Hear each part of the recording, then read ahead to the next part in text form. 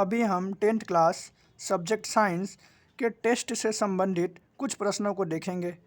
इसमें अभी जो में हम प्रश्न कराएंगे ये सभी लेसन नंबर 3 कराएंगे। ठीक है, सबसे पहले धातु और अधातु में अंतर देखेंगे। तो देखो धातु और अधातु यहाँ पे लिख देना।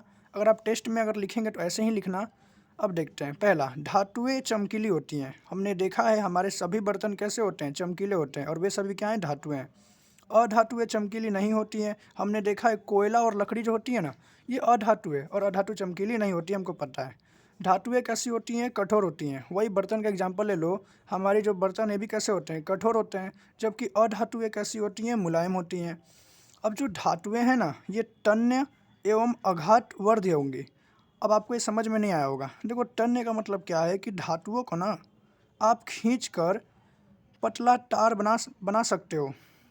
अगर आप चाहो ना, हमको पता है कि सोना क्या है, एक धातु है, और सोना को ना आप चाहोगे तो एक 2 किलोमीटर लंबा तार बना सकते हो सोने से तुम। ठीक है, ये मतलब साइंस में दिया हुआ है ये ऐसा है। मतलब धातुओं को ना तुम खींच कर लंबा तार बना सकते हो। इस प्रकार के गुण को तन्य कहते हैं। और अघातवर्ध्य क्या कहते हैं, अघातवर्ध्य क्या है, तो देखो, धातुओं को ना तुम पीट कर पतला चादर बना सकते हो। तो धातु के इस प्रकार के गुण को हम लोग क्या कहते हैं, अघातवर्ध्य कहते हैं। तुमने देखा होगा कि जो लोहार होता है ना, और जिस हथौड़े से ठोकता है, पीटता है, वो हथौड़ा धीरे धीरे क्या होता है, चपटा हो जाता है। ठीक है, तो हम यहाँ पे लिखे हैं धातुएं तन्य एवं अघातवर्ध्य होती हैं। जबकि अधातुएं की बात करेंगे तो अधातुएं जो हैं वो तन्य एवं अघातवर्ध्य नहीं होती है। कभी आपने देखा है कोयला को आप पीट के देखना, वो चपटा नहीं होगा, भंगुर हो जाता है। ठीक है, आगे बात करते हैं। धातुएं ध्वनिक होती हैं। जब धातु गिरती हैं तो आवाज़ आता है कि नहीं आता है। पैसा भी हमारा धातु है। ठीक है, तो वो भी कैसा आवाज़ आता है ना। तो हम लोग देखो, धातुएं ध्वनिक होती हैं, जिसको हम लोग सोनोरस भी बोलते हैं। ध्वनिक को ही सोनोरस भी बोलते हैं। ठीक है, अगर एग्जाम में सोनोरस आए इसका मतलब ध्वनिक ही है। ठीक है, और अधातुएं ध्वनिक नहीं होती हैं। कोयला गिरता है, लकड़ी गिरता है तो उतना ज़्यादा आवाज़ नहीं आता है। मतलब अधातुएं कैसी हैं, ध्वनिक नहीं होती हैं या सोनोरस नहीं होती हैं। ठीक है, लास्ट पॉइंट, धातुएं उष्मा और विद्युत की सुचालक होती हैं। अगर आप खाना बनाओगे ना तो देखोगे कि कढ़ाई में जब चलाने वाला जो चमचा होता है, अगर उसको तुम छोड़ दोगे बहुत टाइम तक तो चमचा भी पूरा गर्म हो जाता है। तो हम समझ सकते हैं कि जो धातुएं हैं उष्मा और विद्युत की क्या सुचालक हैं। मतलब ना उष्मा उस बर्तन में से, देखो गैस जलता है तो कढ़ाई गर्म होता है, और जब कढ़ाई गर्म हुआ तो उसमें से उष्मा चल चल के पलटे के साथ जो पलटा रहता है, जैसे हम लोग सब्जी चलाते हैं, वो पूरा गर्म हो जाता है। मतलब हम कह सकते हैं कि धातुएं उष्मा और विद्युत की क्या होती हैं, उष्मा की सुचालक होती हैं। और विद्युत का तुमको पता ही है कि धातु कहीं पे तार जा रहा है, अगर कोई तार है, अगर उसको कटा हुआ है और उसको मैं अगर धातु से छूँगा या सरिया से छूँगा तो हमको करंट लगेगा। तो मतलब ये भी बात फिक्स है कि धातु जो है वो विद्युत की सुचालक भी है। धातु उष्मा और विद्युत दोनों की क्या होती है, सुचालक। मतलब उसमें ना धातु और उष्मा प्रवाहित होते हैं। जबकि अधातु की बात करेंगे तो अधातु उष्मा एवं विद्युत की कुचालक होती है। मतलब अधातु में ना उष्मा और विद्युत का उष्मा और विद्युत प्रवाहित नहीं होते हैं। इसलिए तुम देखोगे जो कुकर होता है ना, कुकर का जो पीछे वाला पकड़ने वाला भाग होता है वो काले रंग के प्लास्टिक का बना होता है। अब प्लास्टिक जो है वो एक अधातु है।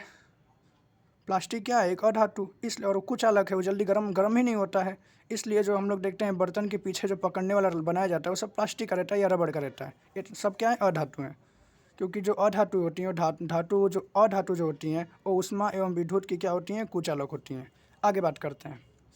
वैसे धातु एवं अधातु के नाम बताइए जो द्रव अवस्था में पाए जाते हैं। देखो, दुनिया में ना 2 ही चीज़ हैं जो द्रव अवस्था में पाए जाते हैं। हमारे पास कुल मिला कितने तत्व हैं, 118। अब उन सभी 118 तत्वों में से ना 91 तो धातु हैं, 20 अधातु हैं, जबकि 7 उपधातु हैं। अब उसमें से जो कुल तत्व 118 हैं, उन कुल तत्वों में से 2 ही तत्व द्रव अवस्था में पाए जाते हैं। ठीक है, पहला है धातु और दूसरा है अधातु। एक तत्व तो धातु है और एक जो है अधातु है। देखो, धातु तत्व ऐसा धातु जो द्रव अवस्था में पाया जाता है उसका नाम है पारा, जिसको मरकरी भी कहते हैं, और इसका रासायनिक सूत्र होता है Hg। जबकि हम लोग एक ऐसे अधातु की बात करते जबकि अगर हम लोग अधातु की बात करें तो देखो, ब्रोमीन एक ऐसा अधातु है जो कि द्रव अवस्था में पाया जाता है। मतलब धातु में कौन द्रव अवस्था में पाया जाएगा, तो पारा, और अधातु में कौन, ब्रोमीन। क्लियर है। आगे सिनेबार क्या है, देखो सिनेबार यह पारा का एक अयस्क है। जिसका रासायनिक सूत्र होता है HGS। आप रासायनिक सूत्र भी याद रखिएगा, पूछेगा पारा का एस क्या है तो सीने बार, या सीने बार किसका अयस्क है तो पारा का। क्लियर है। अब निस्तापन क्या है तो देखो, कार्बोनेट के अयस्क को, अयस्क क्या होता है देखो, जब खनिज में खनिज को हम लोग सीधा हम लोग की ज़मीन से जो खनिज मिलता है ना, जैसे अब लोहा का जो है या कॉपर का है, तो खनिज जो होता है वो शुद्ध नहीं रहता है, गंदा रहता है, तो उसको हम लोग शुद्ध करते हैं। तो जो हमें प्राप्त होता है ना शुद्ध रूप में, जैसे देखो मुझे कॉपर मिला, मान लो कि मैं खुदाई किया, मुझे तांबा मिला, तो जो तांबा है वो शुद्ध अवस्था में नहीं रहेगा, मैं उसको साफ करूँगा। तो जब मैं अशुद्धियों को अलग करूँगा, उसमें से मिट्टी रेती को अलग करूँगा, तो जो उपयोगी पदार्थ मुझे मिलेगा ना, उसको मैं अयस्क कहूँगा। ठीक है। अयस्क क्या होता है तो खुदाई के दौरान जो खनिज मिलते हैं हमको, या उपयोगी पदार्थ, खनिज में से जो उपयोगी पदार्थ हमारे लिए होता है उसको हम लोग अयस्क बोलते हैं। ध्यान दो। अब क्या कह रहा है, कार्बोनेट के अयस्क को, कार्बोनेट का जो अयस्क होता है उसको अगर तुम उच्च तापमान पर और सीमित वायु की उपस्थिति में गर्म करोगे ना, गर्म करने पर वो ऑक्साइड में बदल जाता है। इस प्रक्रिया को निस्तापन कहते हैं। वापस एक बार पढ़ता हूँ, देखो, कार्बोनेट के अयस्क को उच्च तापमान पर सीमित वायु की उपस्थिति में गर्म करने पर वह ऑक्साइड में बदल जाता है, और इस क्रिया को हम लोग क्या कहते हैं, निस्तापन कहते हैं। ओके। अब हम देखते हैं थर्मिट अभिक्रिया। देखो थर्मिट अभिक्रिया क्या है। थर्मिट अभिक्रिया एक विस्थापन अभिक्रिया है। विस्थापन अभिक्रिया क्या होती है तो ऐसी अभिक्रिया जिसमें अधिक क्रियाशील पदार्थ कम क्रियाशील पदार्थ को उसके यौगिकों से विस्थापित कर देती है। इस प्रकार की अभिक्रिया को विस्थापन अभिक्रिया कहते हैं। हम यहाँ समझते हैं, यह एक विस्थापन अभिक्रिया है जिसमें अधिक मात्रा में क्या होता है कि ऊष्मा बाहर निकलता है, और हम जानते हैं कि जिस अभिक्रिया में अधिक मात्रा में ऊष्मा बाहर निकलता है उसे हम लोग क्या कहते हैं, ऊष्माक्षेपी अभिक्रिया। इसलिए इसी कारण इसे भी ऊष्माक्षेपी अभिक्रिया हम लोग कहते हैं। इस अभिक्रिया में क्या होता है पता है, आयरन ऑक्साइड के साथ एल्यूमिनियम की क्रिया कराई जाती है। क्या होता है, आयरन ऑक्साइड के साथ एल्यूमिनियम की क्रिया कराई जाती है। ठीक है। थर्मिट अभिक्रिया को एक बार और आपस से देख लेते हैं। देखो, यह एक विस्थापन अभिक्रिया है। इस अभिक्रिया में अधिक मात्रा में ऊष्मा बाहर निकलती है, इसी कारण इसे ऊष्माक्षेपी अभिक्रिया भी कहते हैं। हमने बताया कि उसमें बाहर निकलती है। इसमें होता क्या है कि आयरन ऑक्साइड को एल्यूमिनियम के साथ क्रिया कराने पर एल्यूमिनियम जो है ना वो अधिक क्रियाशील होने के कारण आयरन को क्या कर देता है, विस्थापित कर देता है। ठीक है। देखो होता क्या है, यहाँ रासायनिक समीकरण में समझते हैं। देखो ये Fe क्या होता है, आयरन, और O किसका सूत्र होता है, ऑक्साइड का। Fe और O जो है, यहाँ मैंने गलत लिखा था, Fe2 और O3 होगा। ठीक है। ये जो Fe है ये आयरन है और ये क्या है, ऑक्साइड है। ये दोनों साथ में हैं, आयरन ऑक्साइड आपस में मिले हुए हैं। एल्यूमिनियम के साथ जैसे ही क्रिया कराई जाती है तो एल्यूमिनियम ज़्यादा क्रियाशील होने के कारण क्या करता है पता है, ऑक्सीजन को अपने साथ खींच लेता है, जबकि आयरन को अलग कर देता है और उसमें भी बाहर निकलता है। मतलब ये क्या क्या पता है, आयरन को इसके यौगिक से विस्थापित कर दिया, इसलिए हम लोग इसको विस्थापन अभिक्रिया भी कहते हैं। अब देखो थर्मिट अभिक्रिया का उपयोग क्या है।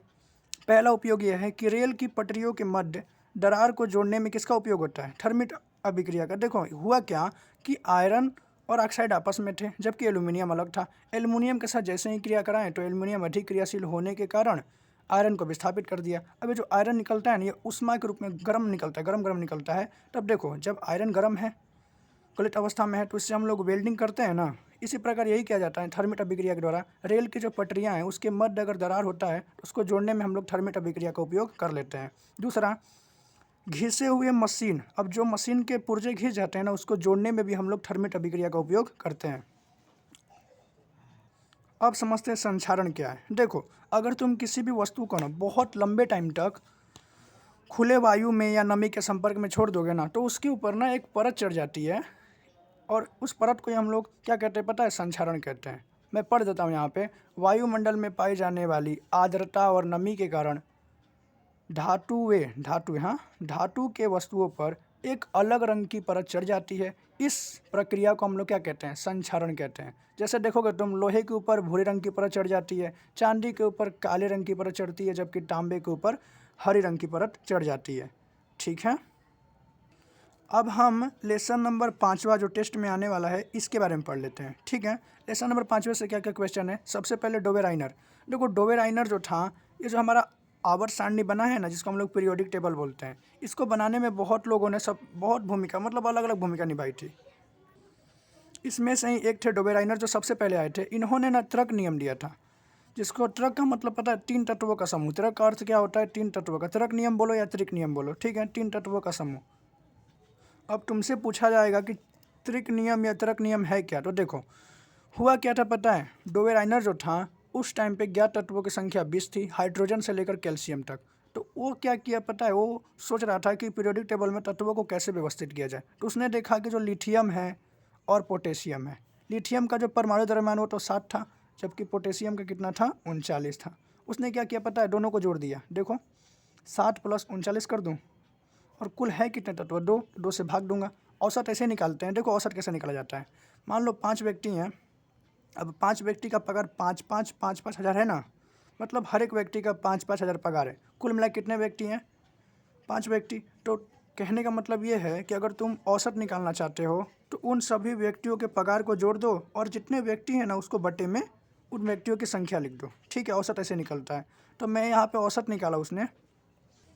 उसने क्या किया, लिथियम का परमाणु द्रव्यमान को लिखा और के पोटेशियम के परमाणु द्रव्यमान को रखा, और दोनों को लिख के उसने क्या किया पता है, जोड़ दिया। दोनों को जोड़ा और देखो कुल तत्व 2 है ना यार, तो 2 लिखेगा ना यहाँ पे।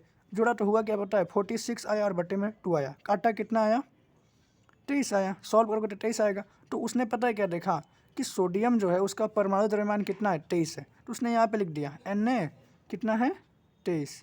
तो पता है उसने क्या कहा, उसने कहा कि 2 तत्वों के बीच में, ये जो 2 तत्व हैं उसके बीच में उसी तीसरे तत्व को रखा जाएगा जो उन दोनों तत्वों के परमाणु द्रव्यमान के योग का औसत हो। समझ में आ गया। देखो ना, योग के औसत ही आया है ना, औसत निकला है 23, 23 को यहाँ पे रख दिया।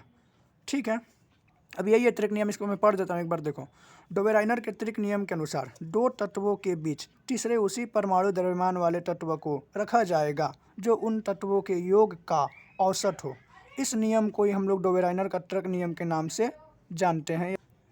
आप एग्जाम्पल में लिख देना लिथियम, सोडियम और पोटेशियम। आप देख सकते हैं कि लिथियम का 7 था, पोटेशियम का 39 था, दोनों का औसत निकाला, आया 23, जो यहाँ पे लिख दिया था उसने। ठीक है, ये था हमारा डोवेराइनर का त्रिक नियम। इसके बाद हम मेंडलीव का ना देख के मोस्ले का देखेंगे, मोस्ले बोल रहा हूँ, न्यूलैंड्स का देखेंगे। देखो सबसे पहले ना आवर्त सारणी बनाने का कार्य डोवेराइनर ने किया था, उसके बाद में न्यूलैंड्स ने किया था। तो हम लोग सबसे पहले न्यूलैंड्स को देखते हैं, थर्ड पे हम लोग मेंडलीव को देखेंगे। ठीक है, तो न्यूलैंड्स की बात करेंगे। तो न्यूलैंड्स ने अपना अष्टक नियम दिया था। अष्टक नियम क्या था, तो देखो अष्टक नियम में क्या हुआ था। देखो न्यूलैंड्स ने अष्टक नियम दिया था। अब इस अष्टक नियम था क्या, देखो समझते हैं। जब न्यूलैंड्स था ना, न्यूलैंड्स के टाइम पे ज्ञात तत्वों की संख्या 56 थी। कितनी थी, 56। ठीक है, अब उसमें से उसने कुछ तत्वों को, मतलब जो उसके पास तत्व थे ना, उसको ऐसे सजाया उसने। ठीक है, ऐसे सजा दिया। अब इसने क्या देखा पता है, इसने इस प्रकार सजाया कि जो पहला तत्व था वो 8वें तत्व के साथ समानता रखता था। देखो ऐसे, ये हाइड्रोजन है, तो 1 2 3 4 5 6 7 8, फ्लोरीन के साथ क्या रखेगा, समानता। वापस गिनते हैं यहाँ से, तो 1 2 3 4 5 6 7 8, क्लोरीन के साथ भी क्या रखेगा, समानता। मतलब ये तीनों जो है ना, हाइड्रोजन फ्लोरीन के साथ, फ्लोरीन क्लोरीन के साथ समानता रखेगा। उसने यही बताया कि देखो उसने तत्वों को, जो 20 तत्व थे उस टाइम पे, 56 तत्व थे, बट मैं यहाँ पे तुमको 20 बना के, मतलब कैल्शियम तक बना के सिखा रहा हूँ। ठीक है, अब देखो लिथियम से उसने गिनना स्टार्ट किया, तो लिथियम से भी गिनोगे तो यही होगा। देखो 1 2 3 4 5 6 7 8, इसी को उसने अष्टक नियम बोला। उसने क्या बोला, देखो न्यूलैंड्स का अष्टक नियम के अनुसार जब तत्वों को उनके बढ़ते परमाणु द्रव्यमान के आधार पर अवरोही क्रम में, अवरोही क्रम का मतलब बढ़ते हुए, हाँ, अवरोही क्रम में व्यवस्थित किया जाता है, तो हर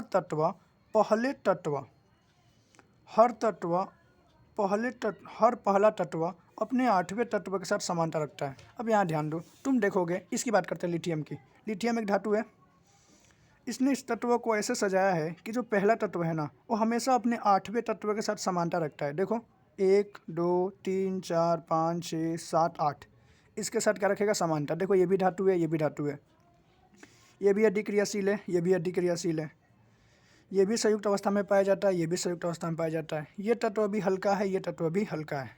समझ में आ रहा है। इसलिए मतलब समानता है कि नहीं है ना। तो यही न्यूलैंड्स बताना चाहता था। उसने तत्वों को अपने आवर्त सारणी में ऐसे सजाया था कि जो पहला तत्व था हमेशा अपने 8वें तत्व के साथ क्या करता था, समानता दर्शाता था। इस कारण इसका जो नियम था ना, इसको हम लोग अष्टक नियम बोले। लेकिन तुम लिखोगे कैसे, तो लिखोगे ऐसे, बोलोगे ऐसे, न्यूलैंड्स के अष्टक नियम के अनुसार जब तत्वों को उनके बढ़ते परमाणु द्रव्यमान के आधार पर अवरोही क्रम में व्यवस्थित किया जाता है, अवरोही क्रम का मतलब बढ़ते क्रम में, तो हर पहला तत्व अपने 8वें तत्व के साथ समांतर रखता है। एग्जाम्पल ले लेना, लिथियम, सोडियम और पोटेशियम। ये जो तीनों के तीनों तत्व है ना, लिथियम, सोडियम और पोटेशियम, इनमें क्या क्या समानता है? तीनों अधिक क्रियाशील हैं, तीनों धातु हैं, तीनों संयुक्त अवस्था में पाए जाते हैं और तीनों हल्के हैं। क्लियर है? यह है न्यूलैंड्स का अष्टक नियम। उसके बाद में आएगा आधुनिक आवर्त सारणी। देखो, अगर आधुनिक आवर्त सारणी में पूछेगा तो बस यही पूछेगा कि आधुनिक आवर्त सारणी के जनक कौन माने जाते हैं, तो मोस्टली माने जाते हैं। आधुनिक आवर्त सारणी के जनक कौन माने जाते हैं? मोस्टली। मैं इस चैप्टर को डिटेल से पढ़ाऊंगा, बट अभी क्वेश्चन करा रहे हैं तो फटाफट कर लेते हैं। ठीक है, आधुनिक आवर्त सारणी के जनक किसको माने जाते हैं? किसको माना जाता है? मोस्टली को। जो आधुनिक आवर्त सारणी थे, इसमें अगर हम लोग वर्ग की बात करें, वर्ग या समूह, तो वर्तमान में तुम लोग को पता ही होगा कितने हैं समूह, कितने हैं? 18 हैं। जबकि आवर्त की बात करेंगे, आवर्त, क्या? आवर्त, तो आवर्त कितने हैं? आवर्त 7 हैं। ठीक है, आवर्त कितने हैं? 7। अब देखो, इतना क्लियर है। अब देखो क्या आएगा लास्ट क्वेश्चन में, तत्वों का पोजीशन तुमको बताना पड़ेगा। मतलब तुमको परमाणु क्रमांक दे देगा और तुमसे पूछ लेगा, बताओ तत्व जो है उसका आवर्त कौन से आवर्त में आएगा और कौन से समूह में आएगा या वर्ग में आएगा। देखो क्या लिखा है, तत्वों का परमाणु क्रमांक के आधार पर यह बताइए कि कौन सा तत्व कौन से आवर्त में आता है तथा कौन से समूह में आता है। देखो कैसे करना है, इसके लिए तुमको ना तत्व का परमाणु क्रमांक पता होना चाहिए। जैसे लिथियम की बात करेंगे तो हमको पता है कि लिथियम का परमाणु क्रमांक क्या होता है? हाइड्रोजन, हीलियम, लिथियम, तीसरे नंबर पर आता है। अब इसको तोड़ो तो देखो, अगर तुम परमाणु को देखोगे ना, तो परमाणु जो होता है ऐसी संरचना होती है, एक मिनट बनाता हूँ अच्छे से। जो परमाणु की संरचना होती है वो ऐसी होती है। परमाणु के मध्य भाग में एक नाभिक होता है और इस नाभिक के चारों तरफ क्या होते हैं? कक्ष होते हैं। ठीक है ना? तो जो पहले कक्ष होता है ना, उसमें 2 इलेक्ट्रॉन रहते हैं और उसके आगे वाले कक्ष में कितने रहते हैं? 8। कितने रहते हैं? 8। तो 4 हो गया, 5, 6, 7, 8। वैसे ही उसके आगे वाले कक्ष में भी कितने रहते हैं? 8 रहते हैं। ठीक है, मतलब पहले में तो 2 रहेंगे, दूसरे में 8, तीसरा वाला जो कक्ष बनेगा ना उसमें भी 8, ऐसे समझो। ठीक है, ऐसे चलता रहता है ये। आगे बात करते हैं हम। तो देखो, लिथियम की बात करेंगे तो लिथियम का जो पहला कक्ष है, कुल मिला के इसके पास कितने इलेक्ट्रॉन हैं? 3 इलेक्ट्रॉन है। ठीक है, ये जो 3 नंबर दिया है ना, ये प्रोटॉनों की संख्या है। देखो, लेकिन किसी भी तत्व में जितने प्रोटॉन होते हैं उतने ही इलेक्ट्रॉन होते हैं। परमाणु क्रमांक जितना होता है ना, देखो अगर सोडियम का परमाणु क्रमांक हमको पता है 11, इसका कहने का मतलब ये है ना कि जो सोडियम है इसके में जो परमाणु पाए जाते हैं, उस परमाणु में जो प्रोटॉन है ना वो 11 होंगे। समझ में आया? और जितने प्रोटॉन होते हैं उतने ही इलेक्ट्रॉन होते हैं। तो तुमको उससे मतलब नहीं है, बस इतना याद रखो कि लिथियम जो है इसमें कितने इलेक्ट्रॉन हैं? 3 इलेक्ट्रॉन है। तो पहला कक्ष में कितने चले जाएंगे? 2 बचा। दूसरा वाला कक्ष, दूसरे में कितने रहेंगे? 1। तुम बस इतना देखो, इसमें कितने लोग हैं? 2 लोग हैं, एक ये रहें एक ये रहें। तो आवर्त क्या हो जाएगा? आवर्त हो जाएगा 2। आवर्त क्या हो जाएगा? 2।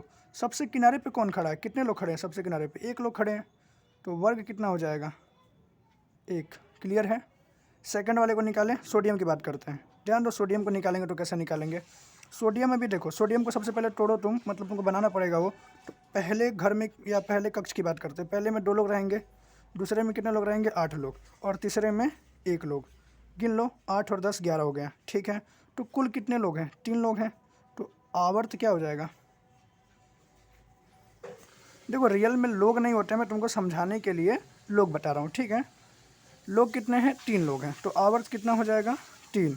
लेकिन वर्ग की बात करें तो वर्ग, तो सबसे किनारे में कितने लोग हैं? 1 लोग। तो वर्ग कितना हो जाएगा? 1। क्लियर है ना? बेरिलियम का निकालना, बेरिलियम का। तो बेरिलियम को तोड़ो, सबसे पहले तोड़ोगे तो क्या निकलेगा? चौथे नंबर पे आता है। कौन सा नंबर पे आता है? चौथा। Hydrogen, helium, lithium, beryllium. तोड़ो तो क्या होगा? 2 और 2। ठीक है, अब इसको सॉल्व करते हैं। तो सबसे पहले तो कितने लोग हैं ये बता दो। जितने लोग रहेंगे उतना आवर्त होता है। आवर्त कितना हो जाएगा? 2। और किनारे पे भी कितने लोग खड़े हैं? मतलब किनारे पे जो लोग खड़ा है उसका नंबर कितना है? 2। तो वर्ग भी कितना हो जाएगा? 2 हो जाएगा। क्लियर है क्या? मैग्नीशियम का निकालें, मैग्नीशियम का। मैग्नीशियम की बात करते हैं तो मैग्नीशियम आता है 12वें नंबर पे। 12वें नंबर पे आता है। तो इसको तोड़ना शुरू करते हैं। तो तोड़ेंगे तो क्या क्या टूटेगा? सबसे पहले 2, फिर 8 और फिर 2। 2, 8, 2। तो देखो कुल कितने लोग हैं? 3 लोग हैं ना, 1, 2, 3। तो आवर्त क्या हो जाएगा? आवर्त हमारा 3 हो जाएगा। और किनारे पे कौन सा लोग खड़ा है? कौन सा नंबर वाला लो खड़ा है? दूसरा नंबर वाला। तो वर्ग क्या हो जाएगा? वर्ग हमारा 2 हो जाएगा। वर्ग क्या होगा? 2। अब हम लोग मैग्नीशियम का निकाल लिए, पोटेशियम का निकालते हैं। देखो पोटेशियम जो है ना वो 19 नंबर पे आता है, 19 नंबर पे आता है ना। निकालते हैं पोटेशियम का। तो क्या होगा? सबसे पहले 2, फिर 8, फिर 8, 8 का 16, 17, 18 हो गया ना, तो 1 आएगा लास्ट में। अब देखो कितने लोग हैं? 1 2 3 4। तो आवर्त क्या हो जाएगा?